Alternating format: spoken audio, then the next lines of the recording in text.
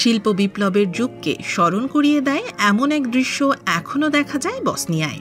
বানোভিচি কয়লা খনিতে আজও কয়লার বগি টানে বাষ্পচালিত ট্রেন। আধুনিক প্রযুক্তির যুগে এটি ইউরোপের অন্যতম শেষ স্থান, যেখানে স্টিম ইঞ্জিন এখনও প্রতিদিনের কাজের অংশ। দ্বিতীয় বিশ্বযুদ্ধের পর নির্মিত এই বানোভিচি কয়লা খনির সরু রেলপথে এখনও ধোঁয়া তুলে ছুটে চলে পুরনো বাষ্প ইঞ্জিন। খনির ভেতরের স্বল্প দূরত্বের রুটে প্রতিদিন এই ট্রেনগুলো ব্যবহার করা হয় কয়লার বগি টানার কাজে।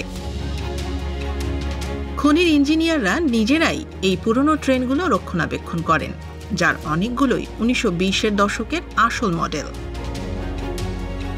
খনির ভেতর দিয়ে যখন ধোঁয়া উড়িয়ে এগিয়ে চলে ইঞ্জিনগুলো, তখন মনে হয় যেন সময় পেছনে ফিরে গেছে 1 শতাব্দী।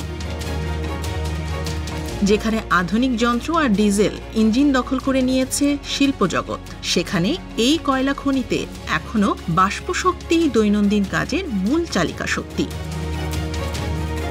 পুরনো এই প্রযুক্তির মাধ্যমে আজও কাজ চলছে বসনিয়ার বানোভিচি কয়লা খনিতে, যা শুধু ঐতিহ্য নয়, এক জীবন্ত ইতিহাসও।